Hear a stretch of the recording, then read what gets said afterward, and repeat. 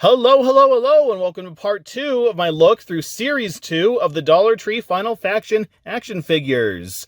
Yes, it's taken a while for us to get to this point, hasn't it? In more ways than one. I mean, first we had to wait, 6 months between Wave 1 and Wave 2 to arrive? And then there was the process of finding all these figures. I went to every store in my area for months, just in case these figures would arrive. Some had some, most had none, some had some had most of the older ones, and I think there were like 2 waves recently. There were 2 waves of the most recent releasing of Series 2, because a couple of these figures were released months before others. I don't know if they were released during certain time periods or if the stores just decided just to stock them differently. But whatever the case, I finally found them all. I hope I found them all. According to the list I found, I think that's all. There might be another wave, in which case I might have to do a part 3 of this. So we'll have to see what happens there. And I know I'm late to the party. I'm very late to the party, and to the point where people from other countries who do not typically have Dollar Trees have gotten these figures. They do not stock them in their countries, and yet they have them. They have the complete set. So, well, I have the complete set anyway, so why waste it? So before we go and look at the newer figures of Series 2, let's just have a little recap of the figures that we featured in my last video. So, this is Torn, the Covert Ops member of the team, and no he isn't, yes he is, a traitor of the team who may not be working for the aliens. We do not know, but apparently he was a main focus of the latest episode, so who knows? Maybe we'll find out in the next episode. And then riding the truck here, we have Scope, the brother of Shift from Series 1, and the long-range guy. He appeared for like a minute in the first episode, and then he just disappeared, and then he actually has more of a role in the second episode. I can't really call him a main character, but he's there anyway, with a very nice paint job. That's something I really like about this new wave, that they have much nicer metallic-like paint jobs than the Wave 1, so I'm hoping that continues through these next figures. And then we have possibly my favorite character, Churro. Yes, Churro's a little doggy thing, and he has his own big canine mech here. He can just go in and fight some crime. Anger PETA. We all love it when PETA gets angered, so he gets my vote there. And then, of course, we have the vehicle, the Aero ATV, I believe it's called. And yes, my model only came with 1 gun. I thought about getting a new one, but then I figured, what the heck? What else? When am I ever going to use these figures or vehicles ever again? So, I'm just going to stick with my 1 gun vehicle here.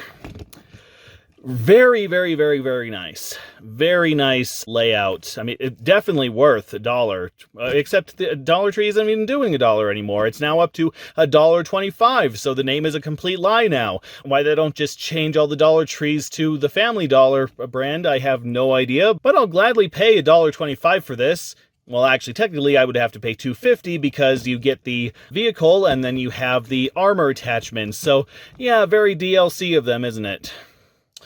So that is what we have looked at before. Let us see what we can find new now.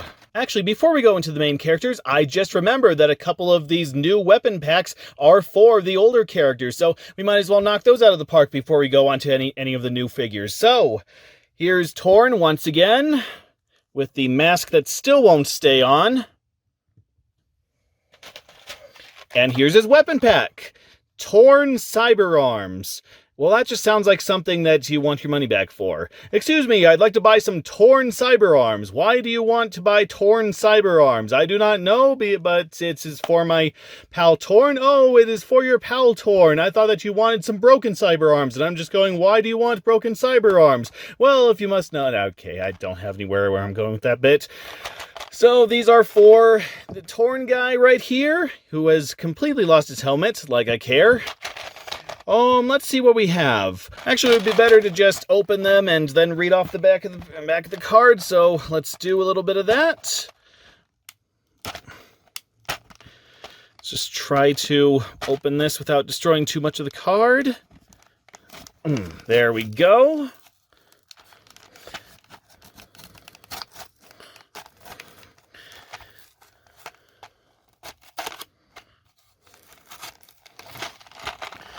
This is what you all came for.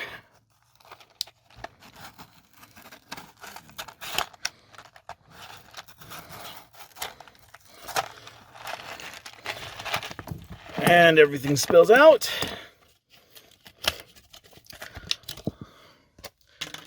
Okay, let's see what we got. Okay, so first up we have the Cyber, or the base of the Cyber, I should say.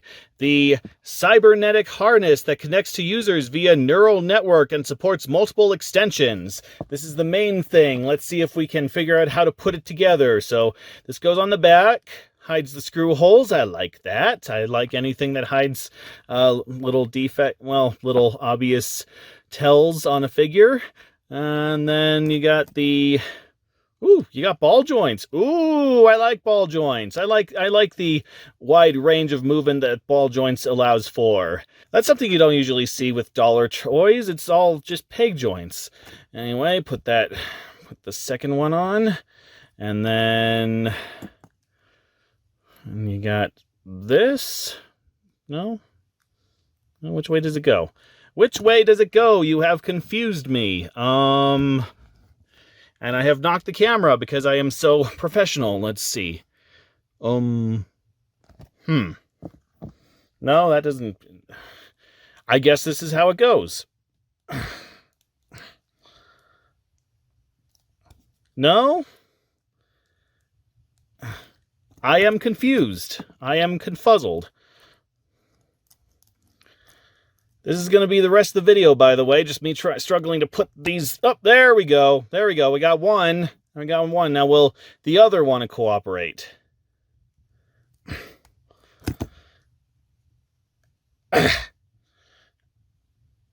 There we go. Holy crap. You need the strength of like 20 Supermen to put this thing on. Okay. And then we got... Then the rest of the accessories are interchangeable. So we got the... Just put the little hand on here. There we go. There we go. All right. And there we go. That is really nice, I have to say. That is, ooh, I'd buy that for $1. Except, of course, I don't quite know what a covert ops guy needs with mechanical arms. I mean, mechanical arms are handy in any situation, don't get me wrong, but what does this have to do with his profession? Where does this, how does this aid him in his covert spy stuff? I don't know, this just seems like it's something more for action. I mean, if they were detachable, if they wandered around by themselves... Oh, okay, that's it. They're for climbing, yes. Oh, the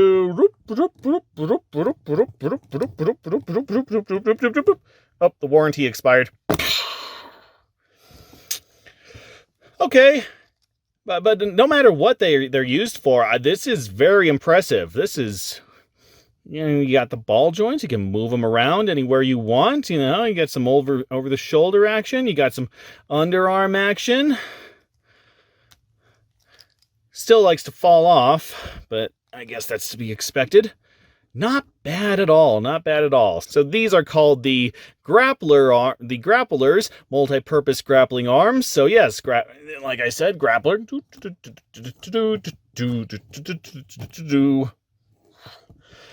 Just got a sandwich. What did I miss? And then we can replace the arms with... Okay, this is called the Death's Kiss. And, we can just put them on the... We can put them on the side of the arms. Well, that's even better. That is even better. I don't even care about his helmet because it keeps falling off. So let's just put the Death's Kiss on. Very good. Very good. Very good. Get a nice clear shot there. The Death's Kiss, high-powered psionic scimitar. And then the cleaver, which, of course, you got your axe. Your very brutal for covert ops, I would say, but I've never been a spy, so what do I know? Then can we put stuff on the other? Ooh, we can put stuff on the other side as well. So we can put this Emancipator, this deadly blade with diamond-edged teeth on the other side. That's very nice. Or is it? I thought we could put it there. There we go. And then the Talon, swift and silent, a sharp and penetrating weapon. And it goes on the other side of here. Well, there you go. You know, truth be told, I don't know why he needs the rest of the team. You see this coming towards you like...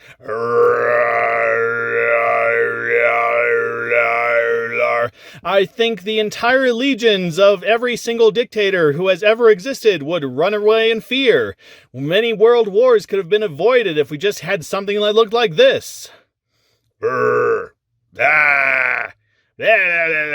wouldn't even have to do anything. He could just stand there and go, "Bee, bee, bee, bee. I am Mr. Scary Pink Face, and I am here to destroy all of you.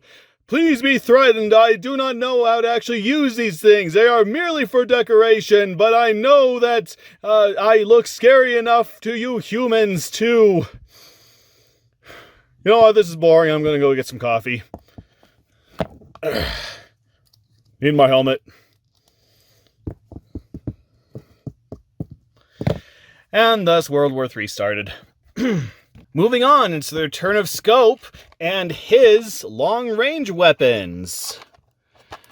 Try to get that in there as well as we can. Yep. Much of the same as the other card. Let's just open it.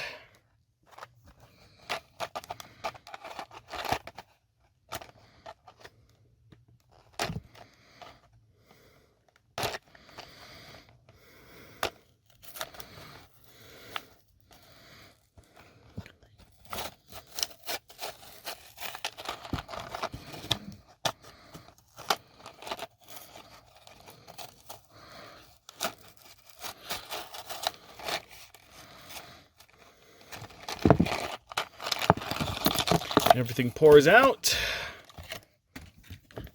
Now, what can we deck our pal Scope out with? We can give him such wonderful accoutrements as the... Now, I'm very confused. Is this... Oh, they are two completely different guns. Very hard to tell unless you have them right. Yeah, those are two very different guns. Okay, so this one is the Hammer Down LAR 50, this deadly sniper. I'm sorry, there seems to be something stuck to my card. Okay, this deadly sniper rifle has high-velocity rounds capable of piercing armor and limbs, I think it says. See, it's a little... Yeah. This deadly sniper rifle has high-velocity rounds capable of piercing armor and limbs. So you just got this little... Well, it's not even fitting in his hand. Does the other hand work? Is it right-handed? No, neither hand wants to hold this gun. Well, okay, there we go. Kinda got it. Of course, as soon as I flick it. No, it's staying in there pretty well. Okay, not bad. So, it's a gun. Just a gun. Whatever. And so we move on to the Spartan XP-109, a versatile battle rifle that can alternate between automatic and single shot. That's handy, I guess. Let's see what he looks like holding that.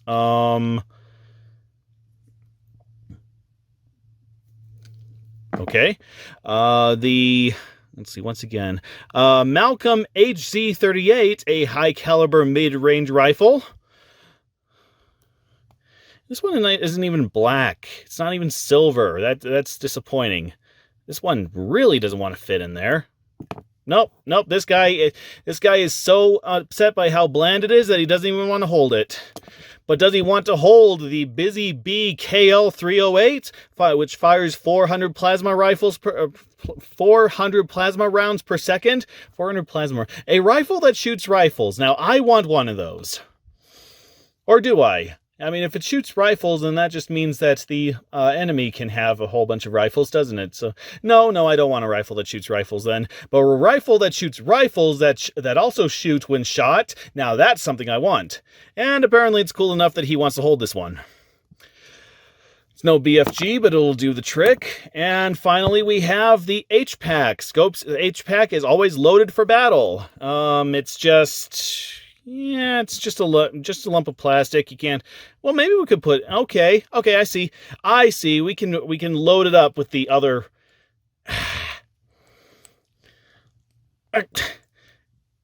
Well, on my figure, at least, it doesn't want to go in. The peg does not want to... Is there a certain angle? Is there a certain... No, he has... I guess this figure has decided he has gone packless. Unlike me, I am the biggest pack rat in the universe. So, and it holds a grand total of 1 gun. I'm assuming it goes like this. Yes, and it holds 1 gun, even though he has 4. So that's a good way to get the guns lost. Of course, then you can go back to the store, and it's only $1.25 until they stop stocking it, in which case you go on eBay and it's like $24. And that's wishful thinking. All right, packless scope. Not as impressed with your weapons pack as Torn, but you're just a regular team member, so you get what you got. And with that, let's meet the new members of Final Faction, starting with Combat Specialist Amari. Let's get her better in the camera there. Yes, Amari, she was, like most of the other characters, she was introduced in this latest episode, and she really does nothing. I don't even remember if she's part of the battle. She like pops up at the beginning, and she's like, and everyone's like, hey, welcome back from your big mission overseas, and she's like, yeah, it's good to be back. And I don't think we see her again. Maybe she'll have a larger role in the next episode. If there is one, I have no idea. But for now, she's just pretty much like Scope from the first episode of Final Faction. Let's see if we can get a better look at her. Really wish my camera could support micro lens. Well, let's open her up and see if we can get a better look, and then we can read a little bit of her bio. See if she's dateable.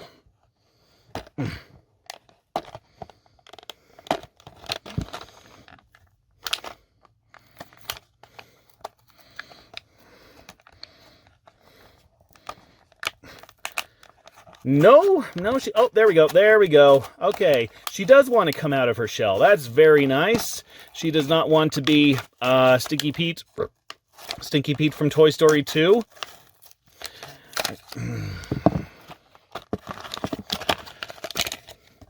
And there we go. There she is. This is... Oh, I'm sorry. What's her name again? Amari? Amari? I don't remember how they pronounced it in the episode. There she is. I want to say she's the first black member. No. We had, what's his name again? Steel, yes. Yeah, we had Steel from the first wave, so she is not the first black member. So, not very impressed with this figure. Basically, it just looks like a lump of black plastic. Like, they did put some detail on the torso there and the legs, so, okay, she's not completely hopeless, but I'm not even going to comment. I mean, I like the jacket. The jacket's a good metallic gold. These figures are really good with their metallic coloring. I really love the metallic colors, but this doesn't have that much going for it. It's just a black lady with black clothing and a metallic gold Michael Jackson type jacket, and there's really nothing else that stands out about her except for her mullet mohawk here. I don't know. Is there an actual name for that? I have no idea. Even the face is pretty pathetic. Just little tiny black dots, and no, can't say I'm too fond of this person. I don't know, maybe she'll wow me in the next episode, again, if there is a next episode. And she carries a club. Just a spiky Negan baseball bat club. Take that, and this. Rah. And my camera likes to go out of focus. Rah.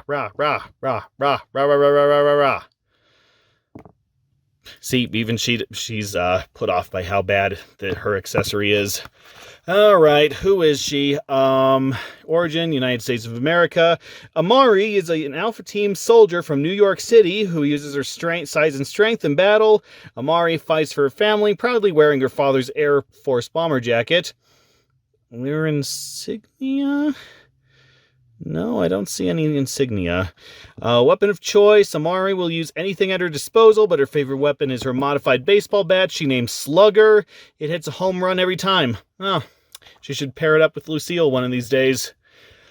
Yeah, no, not really, not really a fan of this figure. She barely even holds her weapon. That's like the one thing you need to make sure your figures can do before you package them with their weapon, is what I say. No, she's no Shuri from Black Panther. I'm not very impressed with this one. Points on your jacket, but otherwise, insert baseball pun here. I don't watch baseball, so I don't know. And then the other human member of Final Faction, Riptide, the underwater specialist. Now, additional weapons packs sold separately. They did not release that yet, I think. I know. Oh, well. So yeah, this is obviously the oldest of the team, or I say obviously, but most physically oldest, most obviously. I don't know. Maybe Steadfast. Maybe Captain Steadfast is the oldest of the team. I have no idea, but this seems to be the most seasoned and experienced of the team. Let's open him up, see what he has to say for himself.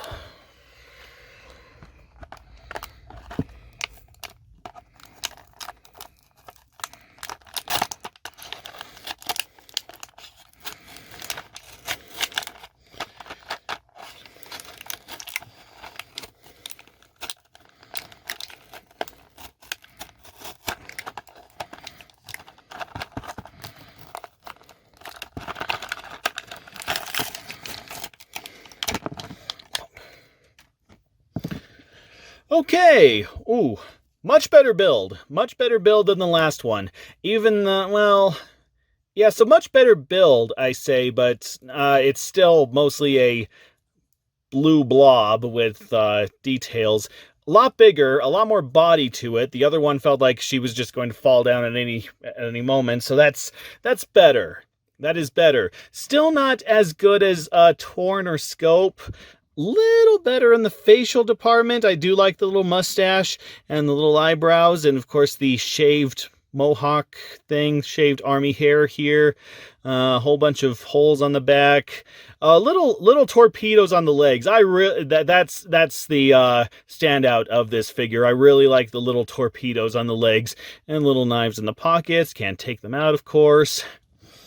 Okay, this guy has managed to somewhat wow me, so let's put his things on. I think that's how that works. Is there more to his helmet? No, that's how... Well, that doesn't look... No, I guess it does. I thought that was a full helmet for a second, but no, he has like a little breather mask, and then the rest of his head is just popping out of the top. Okay, that's not bad. I do especially like this little transparent part on the top. This little, air... Oh, it pops off. Oh, dear. Where'd it go? I'll look for it later.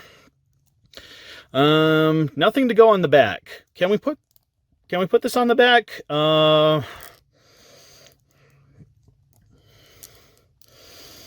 Well, we can, but that serves absolutely no purpose other than to remove the use of one of his eyes, so he is now One-Eyed Jack. I don't know. I wish I had better jokes for you. And then we got the, do the other ones come off? They do indeed. They do. Are they supposed to come off? Do these attach? Do these, I am very, very confused. Oh, they go on the sides here. I see. So you got the twin the twin dart guns, the twin harpoon guns on the sides of the arms here. That's interesting. So then what are these? What's the point of these little green things? They just pop off, and are they supposed to be part of him? Are they just something they forgot to take off at the factory? Are they? I am very confused. Very. Well, I'll keep him on hand just in case. And so let's just get him all geared up for this, for his mission, and I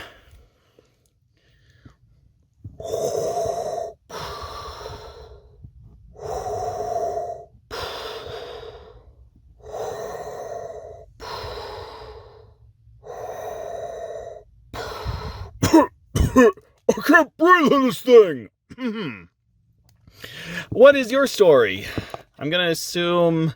Oh, you're from the United States of America. I thought you were Australian for a second. Riptide is a skilled combat and rescue diver from New England. Oh, then that explains a lot. When he's not fishing or indulging in canned tuna. Shouldn't there be a comma there? When he's not fishing, comma, or indulging in canned tuna? Because the way it's worded, it sounds like they're saying that he's fishing for canned tuna. Maybe that's just me, but when he's not fishing or indulging in canned tuna, he spends his free time helping the local wildlife. Yes, he needs to help the local wildlife so that he can continue to depopulate it. Weapon of choice, Riptide's 2 forearm mounted harpoons, that's what they're called, harpoons, help him ensnare the enemy. He also uses water-activated sensors to warn him of nearby Carn activity. Yes, that is the special feature of this figure. It is a color-changing piece. You put this guy in warm water, I should say, yes, you put this guy in warm water, and oh! That's what these are for. Okay, so they are needed then. So, okay, I'll just put that back. And put that back. Now, where's that other one? Here it is. I just got to move the camera a little bit. Professional, I know. And put that back. Okay, so these are the color-changing crystals. Yes, you put them in warm water, and they supposedly change. Unfortunately, I don't have a glass of warm water on hand. Except for this one. Okay, let's just put you in here for a second and see what happens. Is it warm enough? Like how long does this usually take?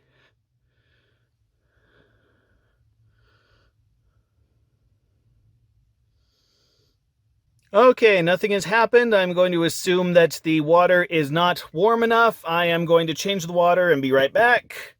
I am back with much, much hotter water to the point of scalding temperature. Let's see if anything happens now.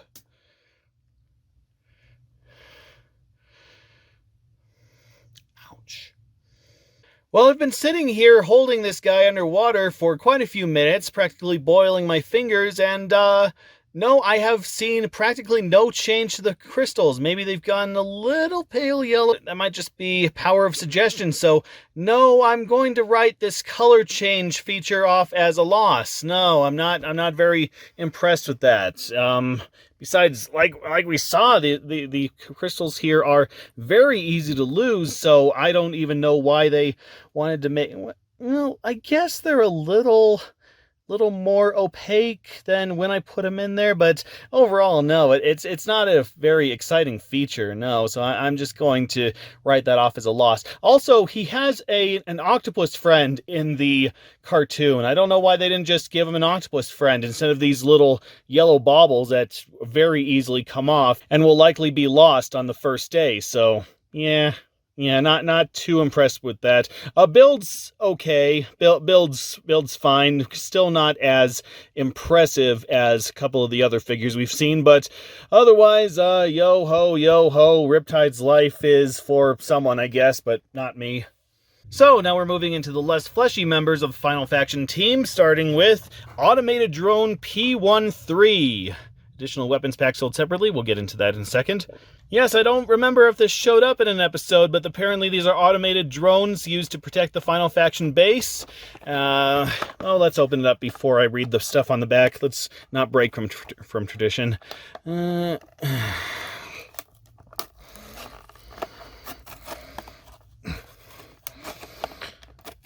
This one really doesn't want to come out.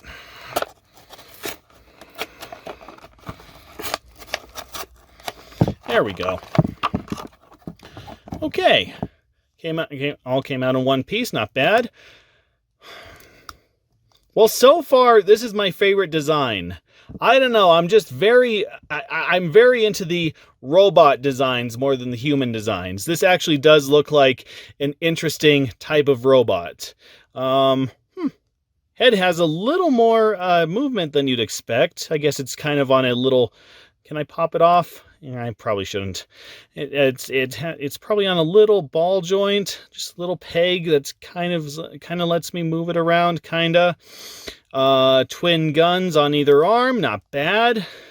So I don't know, much simpler design than the human figures, I guess, but it works. It works. I'm much more forgiving of simple designs for robots than I am for the humans. And then we have the little metallic paint finish here, kind of scarred, which, yeah, does represent its battle nature. Good detail. Screw holes on the back, but that's to be expected at this point. Not bad. I'm going to say that, not bad. Not bad at all. Hello, I still do not know what my purpose is, but I still have more purpose than that cone-shaped robot from Rise of Skywalker. Seriously, what was up with that? So, like it says on the back... Oh, I'm sorry, we need to read this. The P131 drones were developed and built by Boyd. Boyd is the little kid who pilots that giant, the ACRM robot, I believe. The droids are used extensively in combat and rescue operations where the Alpha team could be outnumbered. I'm pretty sure that's all supposed to be one word. Deploying the P131 drones helped even the odds. Weapon of choice, the P131 drone is equipped with dual 90mm M54 cannons. Built-in thrusters give the drone added mobility to get to those hard-to-reach areas. Once again, though, this does beg the question, why not just use robots? Why not just have the entire team comprised of these drones and the big ACRM robot that's remotely piloted by the kid? You would think that not only would that be much safer for the team, but that they would have all the tools on hand when they need it. I mean, maybe they could stand by in case of emergency, in case their remote capabilities have been compromised, but... If you have remote-controlled destroyer droid things, then why even have a human team? I don't know. I think too hard about these things. So, yes, like it says here, additional weapons packs sold separately. I have the weapons pack. It is right here, the P131 Thunderbolt pack. Thunderbolt! Thunderbolt! I am probably one of 5 people on Earth who's seen 101 Dalmatians 2, so it's very unlikely anyone has any idea what I'm singing. Let's open her up, see what we got, see what weird names they came up for this accessory pack, and if we can actually stick these on the figure, because it's kind of a small miracle when we can, and this one just wants to bring the whole card with it.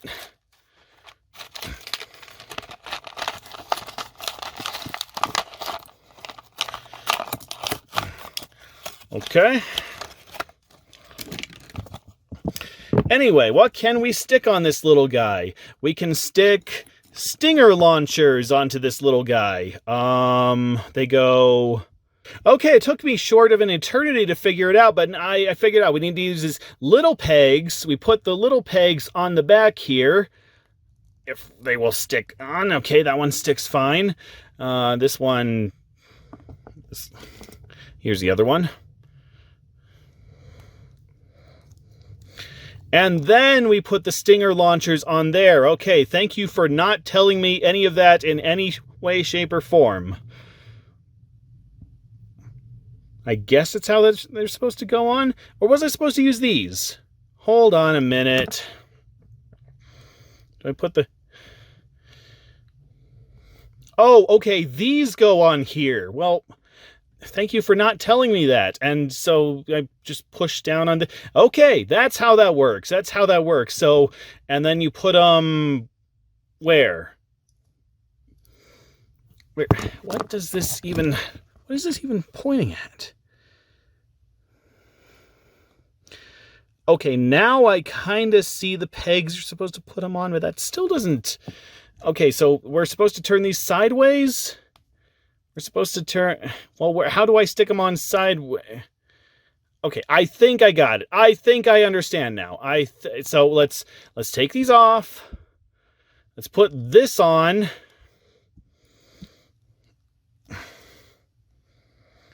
Yeah, apparently this wasn't made for that. And then you put this, but now you're not... I guess that's it. I guess that's how it's supposed to look. Okay, let's do that.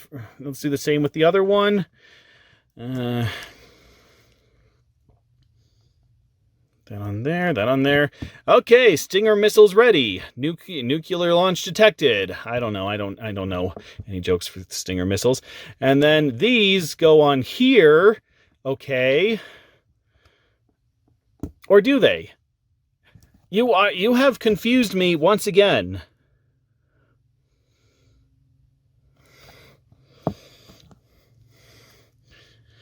Let's see. So these are the...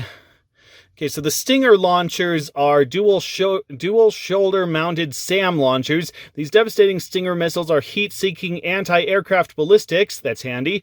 And then these are Cyclone airfoils. These lightweight airfoils help the P131 take the battle to the skies. That's good to know. Their tight handling and maneuverability make the P131 an airborne nightmare. For who? The enemy or the people trying to control them? Because I would assume that it could go both ways. Anyway, you pop this on here, and it just popped off. Okay, and then you pop this on here. I guess that's how it goes. I guess that's how it's supposed to look. Not really a fan. The missiles look okay. The missiles look natural enough, but then you got these little bat wings that are just sticking out of the shoulders of this robot, and it just looks goofy. You know, flip, flip, flip, flip, flip, flip, flip, flip. And they don't stay on. No, I'm going to take off the foils, leave the missiles. That's all I think we need. Okay, go run over there and go be an extra in Robot Wars or something like that. Does anyone even remember that movie? I don't. And I've seen it. And finally, on the Final Faction Alpha Team side of things, the Perimeter Defense X4 turret. I believe this is a manual weapons turret. I think I remember seeing this used in like 1 second of one of the episodes. I don't remember, but, well, it should be. This looks awesome. I mean, okay, it looks like a big gray-green blob of plastic. No paint to speak of, but design's pretty nice. And of course the functionality, if the function is something I really want to get to, so let's just open this. Come on. Ooh, this one really wants to get out. Okay. Yeah. All right, I got my own little missile launcher with spring functionality. You cannot find a bad... Well, here I was about to say you can't find a bad toy that has spring functionality, but I appear to have spoken too soon. This will not go in. Okay, I guess that went in just fine. That eventually. Okay, there we go. They're kind of sticking out though. That bugs me. But no. Now we can fire our spring-loaded whatever these things are of death.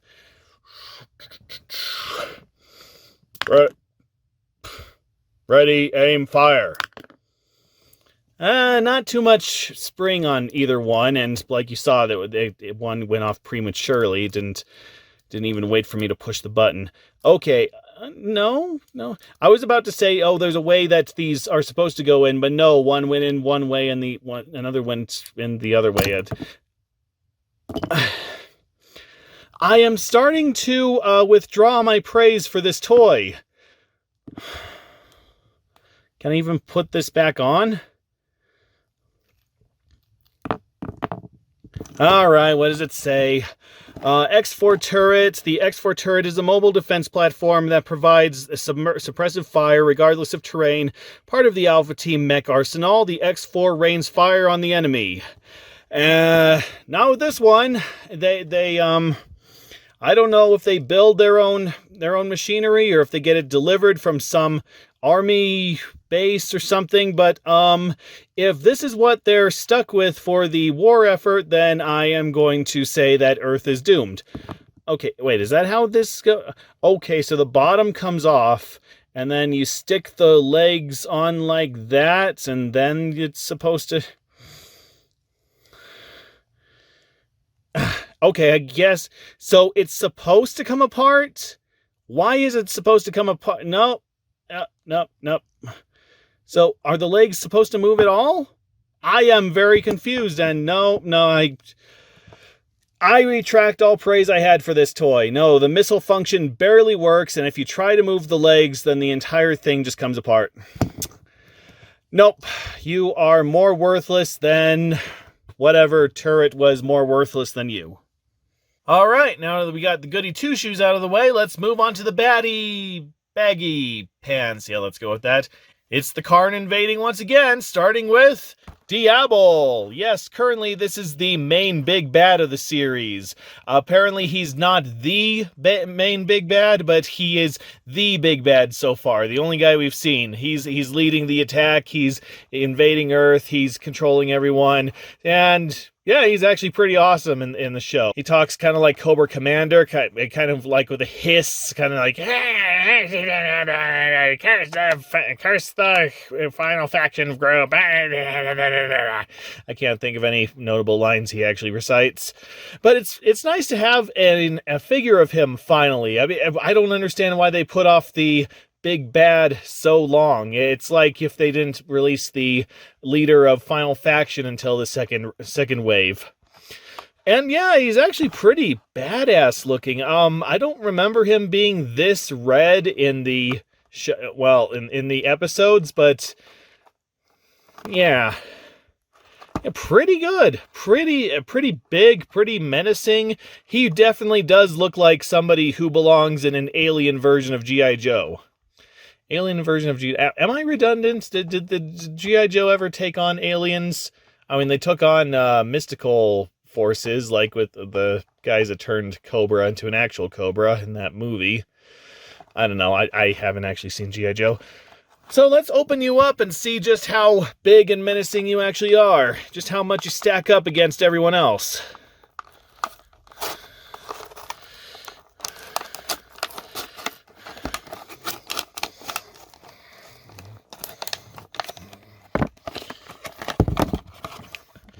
So yeah, it's just the figure. Of course, they say that additional weapons packs sold separately. From what I understand, they still haven't released that. So maybe there will be a wave 3 or a wave 4 in this game. I don't know what wave we're up to at this point. Yeah, he's pretty big. Plastic quality is actually some of the best we've come across. This is really thick, really bulk. It really has some weight to it. Really nice paint job. I love the sort of gradient effect, the mixture of colors. Just you get some whites mixed into the reds and pinks and really deep red eyes. Honestly, this might be my favorite character out of all of them. This is quite good. I guess one complaint I have is that it kind of has that gross feeling plastic, you know, that kind of cheap plastic. You kind of rub it and all the oils come off. I don't know if maybe that's just my fingers, but it does not feel that pleasant to touch. Still, they even gave a head that rotates around completely. That's nice. Can it come off? Yeah, I don't want to risk it. Oh, yeah. Okay, so apparently it can come off, but it doesn't look like it'll pop back on if it does. Screws on the back. We're used to that right now. We're used to that by this point. Really good. I'm impressed. They are putting so much more imagination into the baddies of the the line. They just, I've never seen these designs before. I cannot see, these immediately give the show an identity. I mean, you show the Final Faction group, and I just go, well, that's some kind of G.I. Joe knockoff. But then you show the Carn, and I go, oh, you know what? This actually looks like something worth checking out. Yeah, a couple seams here and there. I'm actually kind of I'm starting to get worried about playing with this thing. I feel like I'm going to snap the body in two, so I probably should stop moving the arms and legs around. Really nice, though. Really nice. What is his bio? Queen Malara's most trusted general. Diable is a ruthless mastermind who never fails. While Diable prefers to dictate the rules of engagement from his command center, he has no fear of the battlefield and is happy to engage his enemy in hand-to-hand combat. Which he does, and he's really... Well, it's played for laughs, but you can still tell that he's something to be reckoned with. Weapon of choice! Diable is a brutal warrior who uses spiked and armored limbs in combat. Adorned with bones of his enemies, this juggernaut is unstoppable. I really like that they say that they add adorned with bones of his enemies. Okay, that just lets you know that this is getting real. You know, the show plays a lot of this for laughs. A lot of the show is very... kind of makes light of everything. It's very juvenile in its humor, and it's sort of tongue-in-cheek, but yeah, just saying that he actually wears the bones of the people he kills. Now, that is just brutal. That is just, at least raises it up to a PG. Yeah, I really like this character. I really like most of... If they just made it look more... solid, like I'm not gonna break it just by moving the arms and legs, then this would be one of my this would just be the perfect figure. I don't even know if I want to put him back in the bag. I want to like put him on a shelf or something. He can be my mentor. He can really nice, really nice. So okay, go stand over there and be evil bad in your own space and time. As we move on to Kreptus. Yes, this is another character that was introduced in the most recent episode. He's some sort of alien bounty hunter. I don't know, he just kind of pops up right in the middle of the episode. He's really fixated on Torn, and that he's the reason why everybody becomes fixated on Torn, and why the captain of the Final Faction team is kidnapped. So, kind of curious where that goes, if it goes anywhere. Let's see, Bounty Hunter Kreptus, additional weapons pack sold separately, haven't gotten to that yet. Let's open them up.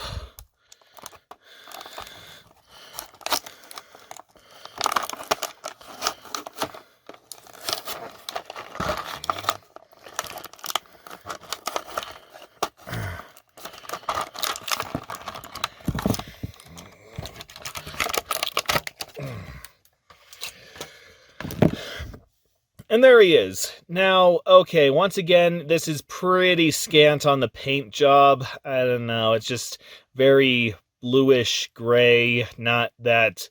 Well, okay, the detail, the texture is okay, but there's nothing to accentuate anything. And yeah, once again, he's kind of doing the splits down there. I don't know, but it is an interesting design. It is an interesting kind of skeletal... alien design. So the head looks like it's a skull with dreadlocks, which is badass. I will give them all the credit in the world. That is really badass. But I swear I've seen something like this. I really want to say he's from, it's from like a character from Killer Instinct, but I couldn't find a character from Killer Instinct that was exactly like this. So I guess he's kind of like a cross between Spinal and Kilgore. I don't know. If there is a character who's like a skeleton with dreadlocks, whatever that is, I need to see it. I need to see that show or play that game or something like that, because I did a search and I couldn't find any characters like that. But yeah, really good mold. I'll say that. Really good mold. I just wish it had more paint to it, more detail to it. What does he look like with his weapons? So we got these little green swords. Yeah, I just pulled plop them onto his gold wristbands here. Actually, do I have it? I think I have it upside down. There we go.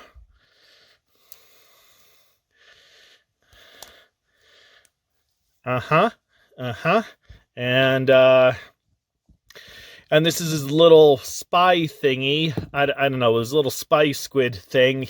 It came off his shoulder. Does it go back on his shoulder? No, there's no way to attach this to him unless it goes, nah.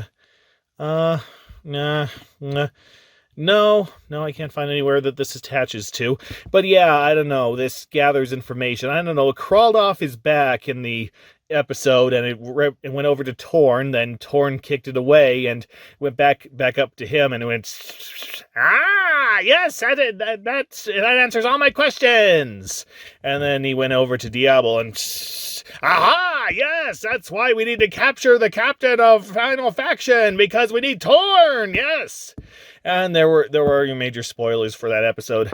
I've always been a fan of wrist blades. I don't know, I've just always loved the idea of somebody wearing something on their wrist, or even their whole hand just becoming a blade, you know, and then somebody sneaking up behind them and they just go and turn around and slice them in half. It's just, it kind of like, what were those aliens from StarCraft?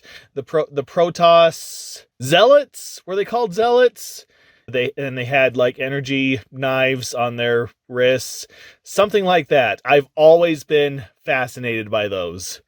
And so yeah, I don't know. His weapons might actually be my favorite. I love the idea of just these giant either jade or energy weapons just popping out of his wrists, and he just slices anything behind or in front of him in half without even a second thought.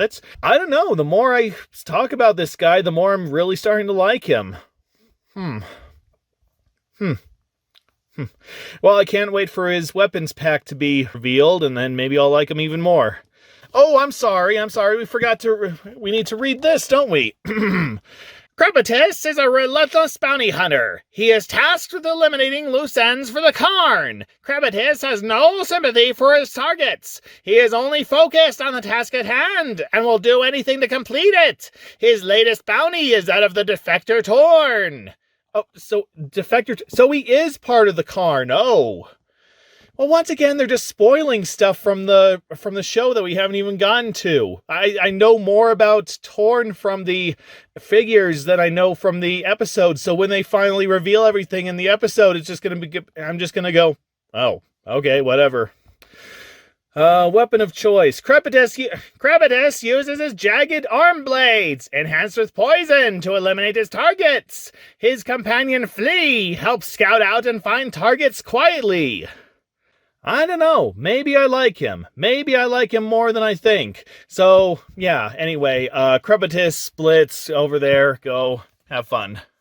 And now we get into the Carn Artillery, starting with Perimeter Defense Crawler. Yes, it's a spider. A six-legged spider. I don't know. Are the two up here, are those legs or are those pinchers?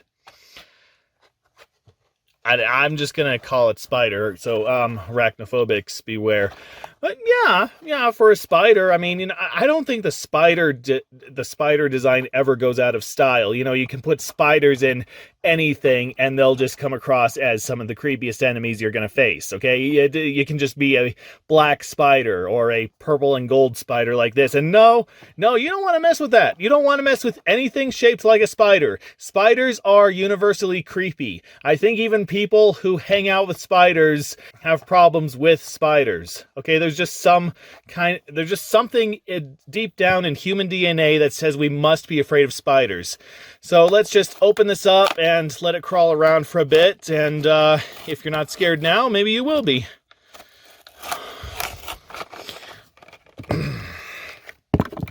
Oh no. Okay.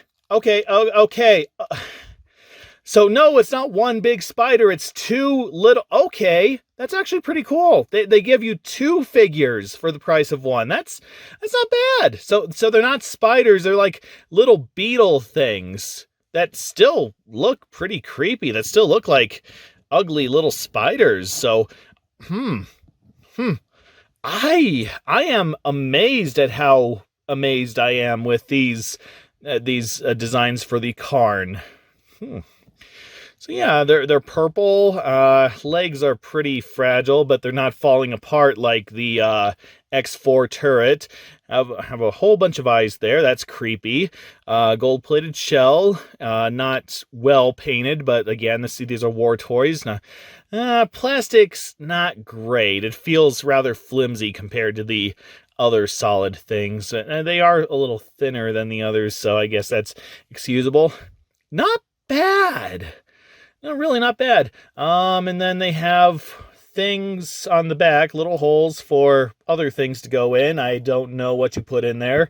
No, it doesn't say anything about weapons pack, so I don't know. Maybe we'll find something later. I don't know. I don't know what else I can say about this. They do look like something you'd see in an RPG, like in the later levels as you're approaching the big bad who lives in a giant castle, and he's surrounded by royalty, and then these are like texture swaps of some enemies that you've seen earlier, except they've been painted purple and gold to give it sort of that royal touch. That's how I see these. This is But yeah, you get 2 for 1, and they are well built. They're not breaking in my hands, like again, like that turret. So not bad, not bad. I can definitely see these as little drone soldiers of the aliens. Well, I mean, they already have something called drone soldiers, but these are sub drones. I don't know. They're scouts. Pretty creative. I do love how all these aliens are different designs, and yet I can still identify them all as one alien species, or at least a one alien. They're all from the same planet, basically. They all have the same sort of design aesthetics to them. Really good, really good. Okay, I'm gonna name you Boris. You can go skitter over there. And then I'm going to name you, well, maybe I'll come up with something as I read the description for these things. Small in stature, but deadly in numbers, crawlers can quickly swarm their enemies. Crawlers are the Carn's first line of defense with their armor-piercing limbs. Yeah, just like I said, a scouting party, sort of, just a first wave defensive party. These are definitely smaller enemies you'd encounter in like the first wave of a arena battle or something like that. So yeah, really good design. So let's just go with Shelob. Let's just call you the default name Shelob and let you skitter over there. I don't care if they only have 6 arms. They're still spiders in my book. And that leads us to the Decimator. I don't know about that name. That doesn't sound like something from the like what a organic soldier of an alien race would sound like. That sounds like something that the final faction would call a weapon, not an alien species. I don't know. I think this should be called something like the Spitter or the Acid Flinger, or I don't know, something more organic, in my opinion. Something more juicy. I don't know. So what we got here, it's like a 3-legged moving turret. Already gets my vote. Really heavy, this one, actually. Really juicy and organic. It's, Well, let's open you up and see what makes you tick. This one really doesn't want to come out. Here we go.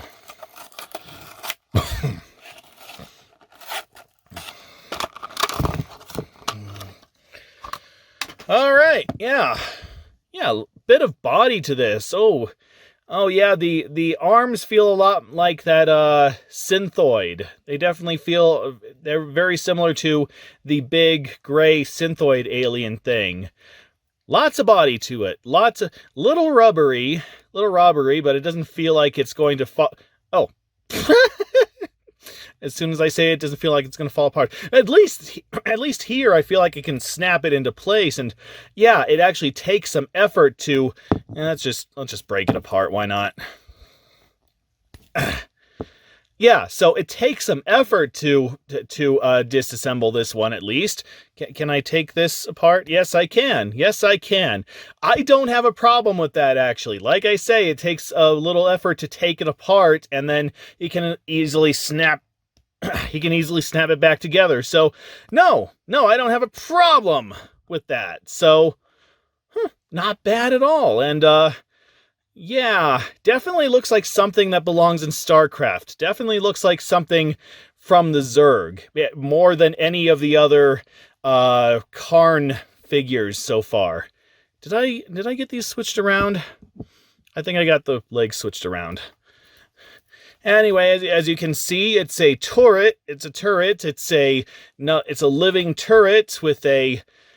That looks like it should spit acid or swallow its prey or something like that. And just that big purple opening is unsettling.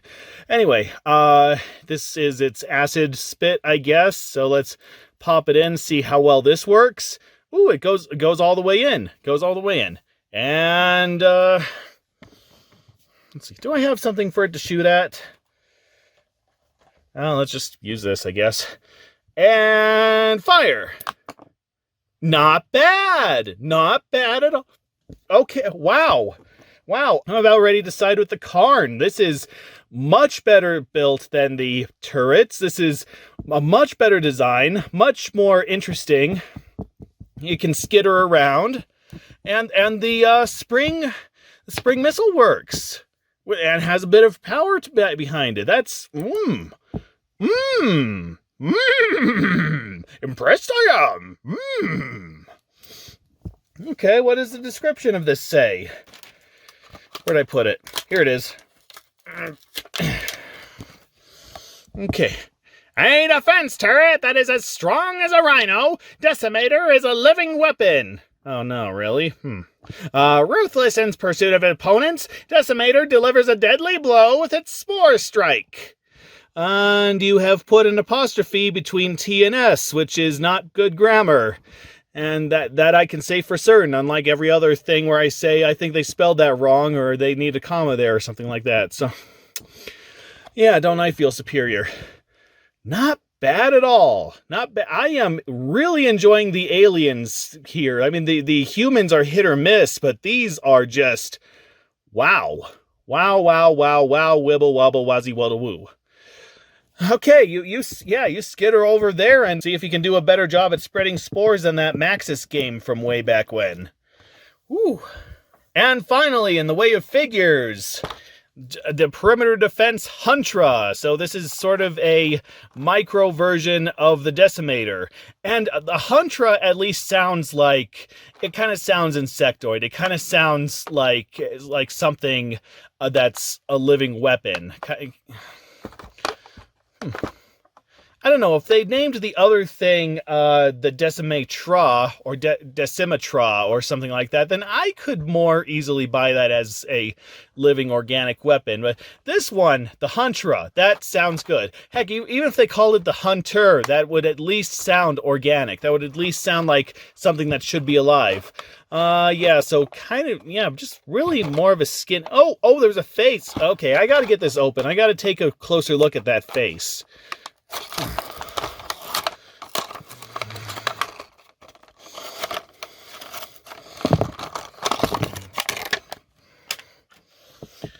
Okay. Yeah. Okay. This just got 10 times more interesting. So it actually has a face. It actually looks like an insect. And ooh, yeah, the legs are a little flimsy. Can they pop off? Oh shit. Yeah, they just pop back in, so I didn't really break it. Okay, but not much body to this one, not much holding it together, but and like I just showed, it can easily be broken if I try to take off the legs, but still an interesting design. Still a very slim. I don't want this crawling up my leg. No, in fact.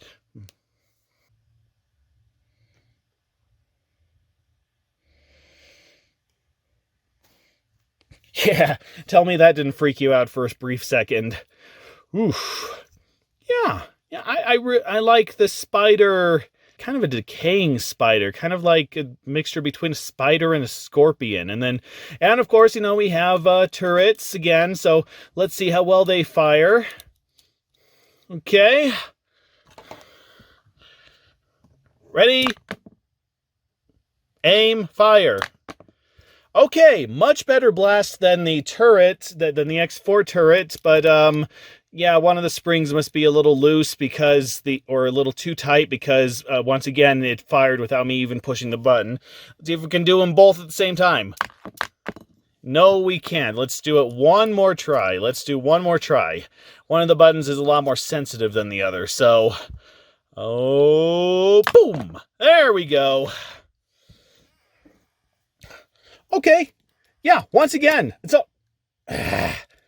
once again, sold on this design, sold on the technicals, so yeah, sold on the ability. On this, Huntra is an agile, scurrying turret that pins down enemies before striking brutally. Quiet and stealthy, Huntra is a nightmare that is all too real. You don't need to tell me that twice. This is quite nightmarish. I will crawl in your ear and lay my eggs to brood, and you will not notice until half your brain is gone. Okay, I'm starting to creep myself out. And that is it for the figures, but not the end of the line, because guess what? New weapons packs! Yes, new weapons packs for older figures. These go with figures we've seen already. The Synthoid, the Drone, and the Brute. Which, I don't know. I don't know if that's fair, because the older figures are actually starting to become a little hard to find. Yeah, I mean, I still see them in Dollar Tree here and there, but they seem to be pushing them out in favor of the...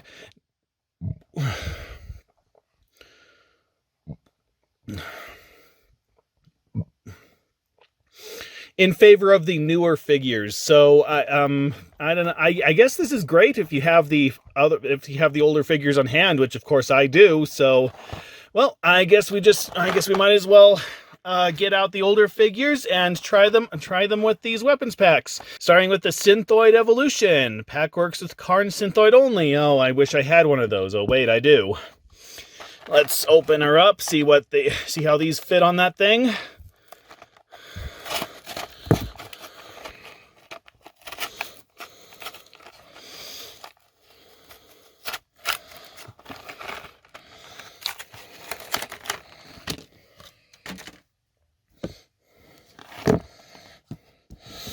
Okay, so we got this arm. Let's see, what are these things called? Let's start with the first one. This is called an Azora, a tentacle nightmare. Azora reaches out and entraps enemies before the Synthoid drags them to their doom. Again, really love the brutality implied by this show that's supposed to be for like littler kids.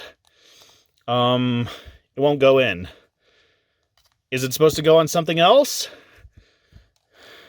there supposed to be an art to this?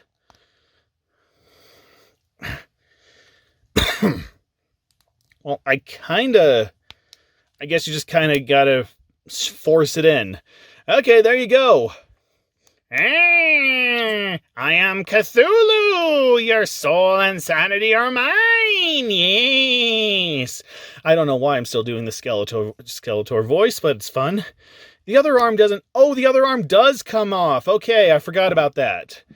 Actually, did I even try it in that last video? I don't even remember. So, let's... that means we can put on the... Tikagoth! Tikagoth? Tikagoth? Is it like Cthulhu? I'm going to pronounce it like Cthulhu. Tikagoth. The plasmoid discharge of the Tikagoth cripples man and machine, leaving both torn asunder. Let me say, this is a much better arm than the regular gray ones for the figure. This actually looks like it belongs to the figure. It's not just an unpainted limb of some some resemblance. And yeah, it matches the belly here. These are probably my favorite, well, my favorite base Carn figures. I really do like the Synthoids, but they don't really do anything in the show. They're kind of just these giant, voiceless machine things. And of course, given how the other aliens sound, I guess that's a good thing that they're silent. So then we got the wings. We got wings here. How do these go on?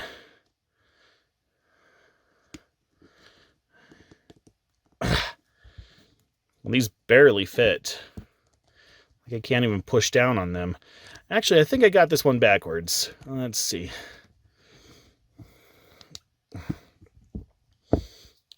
Okay, so I think this goes out. Okay, let's put that on there, and this on there, and then this goes on. Oh no, wait! I got it backwards again. You know, I don't even care.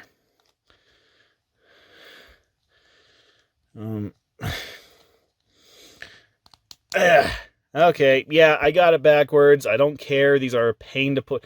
Oh, I got. Okay, one more time.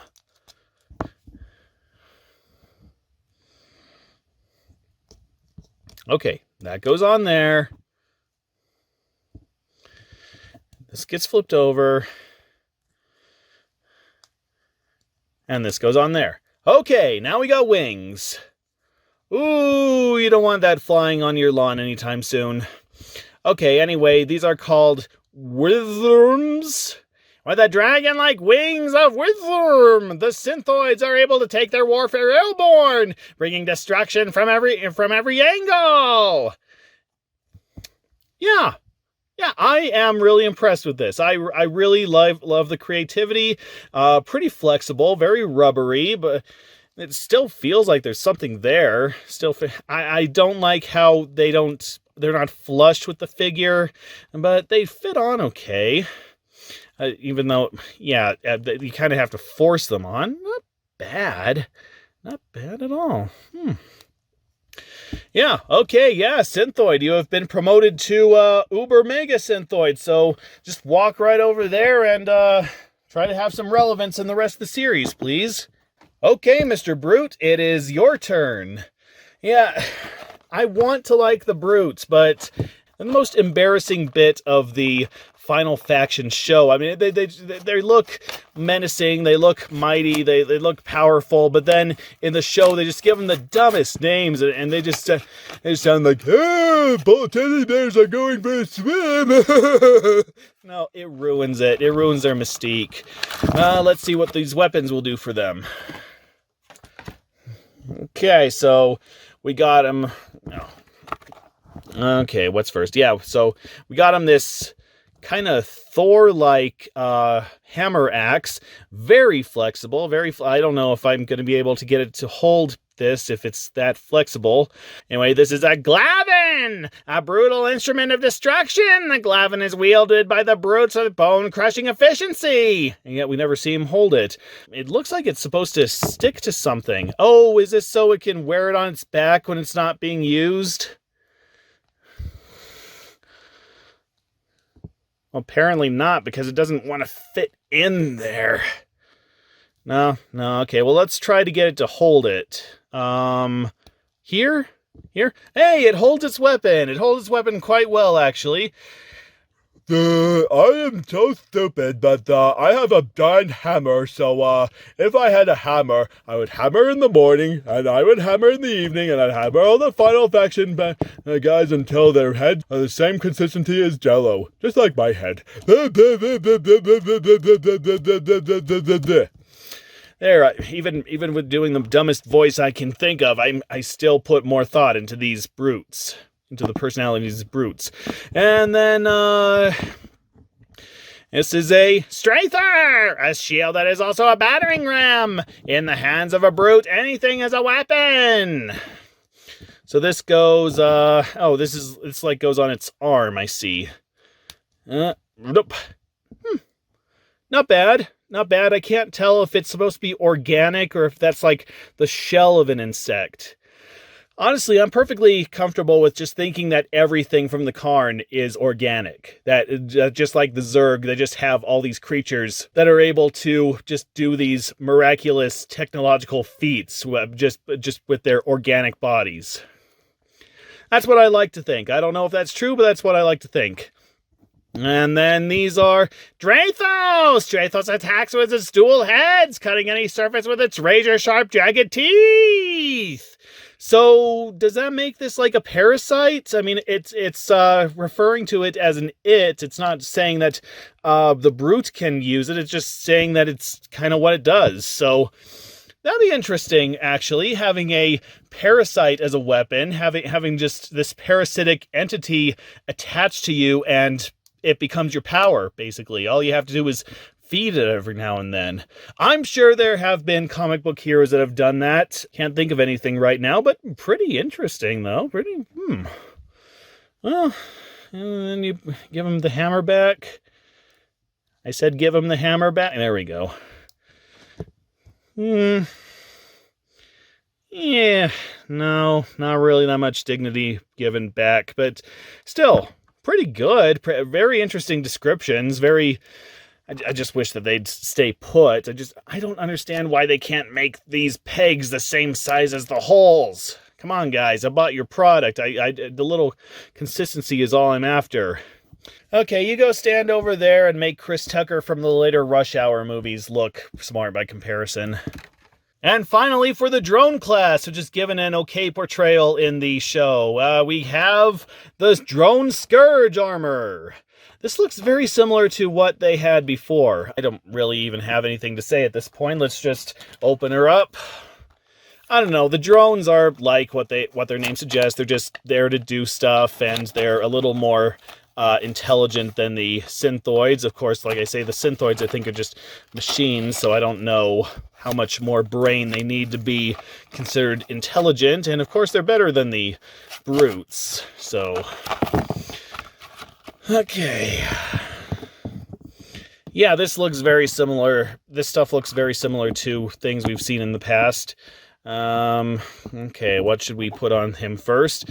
First, we put on the Scythen! This vicious dual-pronged weapon bridges the distance between enemies in a most painful fashion! Okay, so you just hold on to that, and not seeing the threat here. I mean, yeah, okay, you could probably do some damage with that, but it doesn't really look that lethal. It looks very easy to avoid. And then we have the model number on there, the part number, the factory number. I don't know what they're called. And that is interesting that they put the copyright data on the weapons. Usually they don't do that. Usually they just leave the weapons blank and just put them on the figures. Unless of course the figures are part of a set, in which case they just put it on the set and leave the figures completely blank. And as someone who has collected and sold toys, that makes identifying some toys all the harder. I don't know. Not really sold on this weapon. I guess it does its job though. And then we have the Luminar, an energy weapon of extreme power. This handheld firearm hits what other Scythen cannot reach. Oh, and this slides over the wrist here. I said this slides. There we go. Okay. Well, if it stayed put, that would be interesting. If it stayed. Again, I really hope that this is like something organic. This is just like an insect native to its planet that they just popped onto their wrist, because I just love the idea of giant projectile firing insects that you can wear as a weapon. A lot more intrigue to this than the polearm.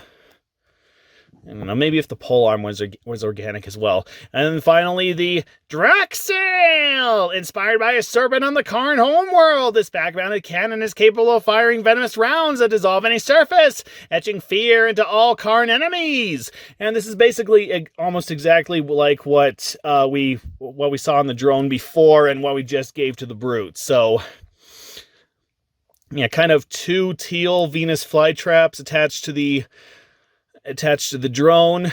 Still not bad. Still a good design, but I don't know. There's just something about this weapons pack that doesn't seem as cool as the other two.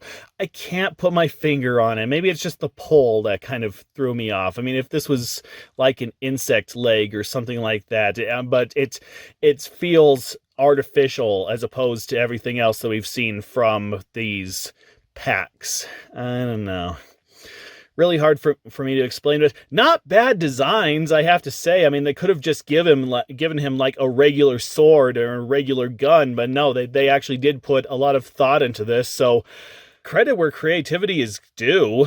Credit for creativity where it's due. Okay, you go over there and drone on about being a drone. And that is it for the figures and the weapons packs. So this should be where I wrap things up. Except we're not quite done yet. You know how the heroes have their own vehicle? Well, so do the baddies. We got the... Where is it? Oh, there it is. The Rumbler. The Carn Rumbler. And very interesting box shape here. Very, unique. I don't know. I guess I was expecting something like the rectangle actual box shape of the Aero ATV, but no, this is more cube-like. Let's see. It's a side view and the front view. Scan to watch. You could scan that if you want, or you can just go to their YouTube channel. And these are the details. Armor weapons pack. We'll get to that later. Interestingly, they put all the details. I'll get to the details in a second. Why don't we just open it up right now? Yep, here are the parts. Here are the instructions.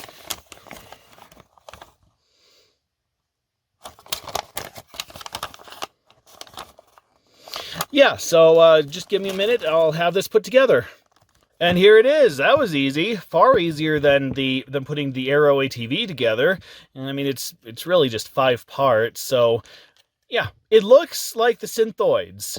And even if it's synthetic, as long as it still seems organic, you know, if they're making synthetic organics, that is an interesting idea for an alien race. Just how to make their weapons of war. They're still organic, but they're being factory built or factory grown. Very interesting idea. So this looks like it's made out of bones and carapaces, and so you have these big fossil-like wheels and the tinier one on the back for control, and then this what could be a big laser cannon on the front, or maybe it's like an engine, or maybe they run into things and it swallows them up and uses them as fuel.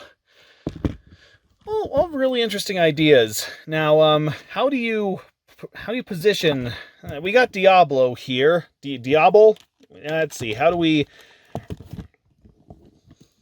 I guess that's how it works. I guess that's how the figures fit in. I don't know. How does it control? Is it just controlled by the power of his mind? Is it ordered around? You know what it kind of reminds me of? It reminds me of those wheel bugs from the Dark Crystal and the series, the Dark Crystal Age of Resistance. Just those things that they attach to the carriages and then they give them a zap and they just roll. I don't know, just something about having an organic vehicle is both creepy and intriguing at the same time. All right, troops, move out!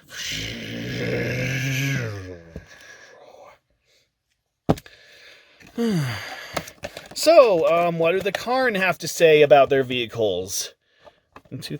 Oh, I thought... No, this is just... Oh, there it is. There it is. It does say... The Rumbler! Carn's lightweight excavation vehicle that is used for pillaging the Earth's natural resources. Upgrade with the Rumbler armor and weapons pack, sold separately, and converted into a heavy-duty ground assault vehicle. Carn's lightweight... Shouldn't it be the Carn? Aren't we talking about the Carn? Of course, then you don't say, like, the humanity or the human or... I'll let you off this time, I guess. Let's see. So the exoskeleton is what it's mostly comprised of. Of course, I knew that. The rumbler vertebrae wheels, the anti-infantry lasers. Okay, so they are lasers. And then the earth core melter. Oh, that's probably like a giant laser there. That's, ooh, that's awesome.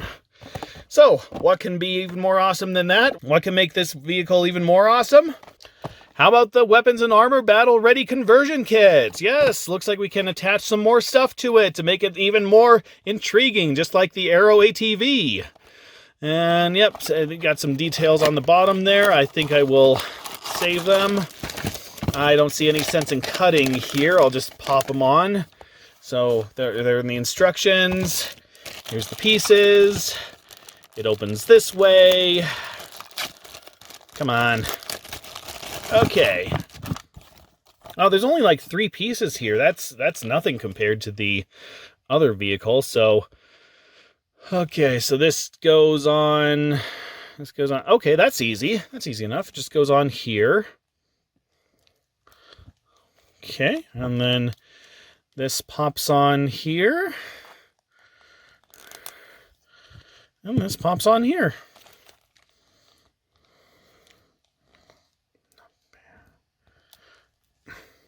Or does it? I guess that's as good as... Did I get them mixed up? Let's see. I cannot tell, but still, wow, I really do.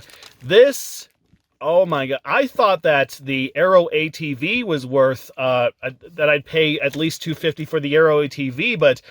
Let's see, what did I say in that video? I'd pay at least $5 for that kind of vehicle. Oh, this is worth 10 easily. I mean, back in the 80s, this would be like a premium price if it was like a He-Man Masters of the Universe vehicle. This is really, really creative, really interesting design. I am in love with this. Oh my god. So, okay, what do we have here? This is, where is... Okay, so this is an armored scorpion whip. I could tell you that without even trying. And then these are the armored thrasher claws. Again, I could tell you without even knowing. And it is said, upgrading with weapons, the Rumbler transforms from a lightweight excavation vehicle into a heavy-duty ground assault vehicle. Weapons provide unmatched attack firepower and makes the Rumbler an extremely formidable assault vehicle. No argument here. Oh my god, this is the best part of the whole look. This is the best thing that the entire line has given us. Past, present, and future. This, oh... And it's solid. It's solid, and yet it's a little rubbery, so it doesn't feel like it's going to crack under pressure. The wheels are a little, they're a little stiff. They don't really roll that well. But oh, for the $250 I spent, like I say, I would pay at least $10 for this. And if this was made for anything else, for any other line, it would be. They would be selling this for at least $20. Just how decked out, just the size of it, and the accessories, and the paint job, and the wide array of detail. Oh, this is absolutely fantastic. Oh man, I'm sorry, I can't even think of any more adjectives. This is delightfully creative and, oh. I think that is the best note that we could possibly go out on. And there you have Wave 2 of Series 2 of the Final Faction line. Sorry about how claustrophobic everything's gotten. I don't really have much space to work with. So, final thoughts. The human side... meh to bleh. I mean, the paint jobs are pretty okay, and the metallic paint, like from last time, is a huge improvement over the first wave of figures. So they're nicely colored, but they're mostly bland. And then, except maybe for the robot, and the turret can go straight in the trash. But the bad guy line, the Carn. Oh, I love the ideas behind these. I love the functionality. I love the turrets. I love the organic machine aesthetics. I love the creative designs. I love this guy with the dreadlocks. I love Like I say, I love the fully functioning turrets. I love how the main bad guy is painted. Oh, but the vehicle alone is worth all this money. Everything you spent, if you ever buy these figures, if you ever buy this entire line of figures, everything you will have spent is worth just the vehicle. You spend all the money you would have spent on these figures on the vehicle. That's how much it's worth. I hope I'm getting my point across. So, yeah, honestly, I am getting more and more impressed with this line. I just bought, when I first started collecting these figures, I just wanted something to talk about, rant on, just sort of, I don't know, just something that I wanted to feature just for the sake of featuring, and I wasn't really impressed. I just kind of bought them to rag on, but now that they're doing all these designs, now that they're expanding and doing different weapons packs and vehicles and all that sort of stuff, I am really getting impressed. What else could we see from them in the future? Maybe we could see an entire playset. I mean, for $1.25, that would be hard to do, but maybe if they did it in like sections, like if they sold 8 sections of playset, like each one would be like a micro playset for like 1 or 2 figures, but then you put all 8 together or something like that, and boom, you get this giant playground for all these figures, just for all these figures to set on. That would be interesting. I would definitely pay money for that. Especially if it's as interesting as this vehicle. I'm sorry, I can't say enough good things about this vehicle. So I'm babbling. I'm trying not to talk about the vehicle so much. So I think I am going to stop there. So if you want the human figures, go ahead. They're not terrible. They're just kind of meh. They're just kind of the heroes for the villains to fight. They're just kind of the guys you need to side with, just being humankind and all that. But these are definitely worth your money. The Carn are worth every $1.25. Any one of them is high quality, high imagination, and yeah, because they have turrets, they have spring-loaded turret action, which is amazing for a toy this cheap to have. And then, yeah, the vehicle. Buy the vehicle. Whew. So this is usually where I end with an out-of-context clip from the recent Final Faction cartoon, but I already used all the out-of-context clips from the most recent Final Faction cartoon episode, and they haven't made an episode since then. Let's see, what am I going to do in this instance? Oh, I know, there was that other video. Let's use a clip from that. Oh, nothing can ruin your baking, sir. I'll just eat that slice, yeah?